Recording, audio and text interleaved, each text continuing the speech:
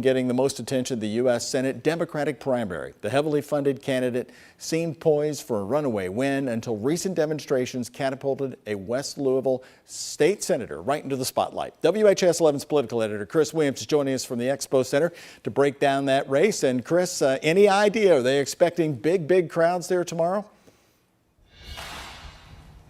It's hard to tell when you look at the numbers. How many more voters could be out there than what the absentee voters have already requested those absentee ballots? People have been coming here till they closed up at 4:30. Still a couple of people out here.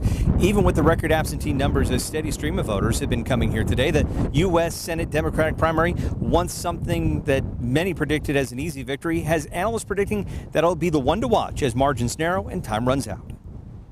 If I'm Amy, I'm wondering, did I do enough to build a level of support, and did I pay attention enough to Louisville? I think Charles Booker wishes he had a few more weeks in the election. Republican strategist Julia Krigler and Democrat former Metro Council President David Tandy have handicapped races for us before. This one is as interesting as any. For more than a year, retired Marine Corps fighter pilot Amy McGrath has gone from the airways to the airwaves, spending millions on advertising, hoping to take on Senate Majority Leader Mitch McConnell in November.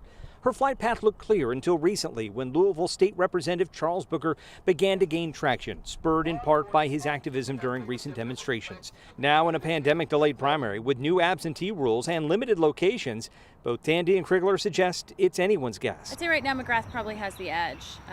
It's interesting, she's obviously outraised Booker 40-1, but she is a classically flawed candidate in that she oozes inauthenticity, whereas Charles Booker, he's a lot of things, but he's very genuine. He's a genuine candidate running, interestingly, as a liberal Democrat, which is something we haven't seen in a statewide election for Democrats in a very long time. If you want to think about it, this race is like the coronavirus in that we may know a lot of things about how viruses operate and how react to certain things, but this race is as novel as the novel virus that we're all in this global pandemic in right now. And we're just not going to know how it works out till it's over and gone. That's correct. That's correct, which is why it's important for everybody to get out and to vote and to make their voices heard.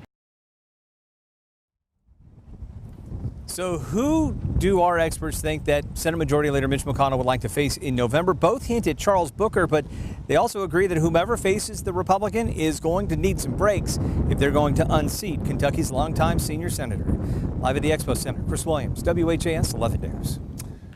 All right, Chris, thank you.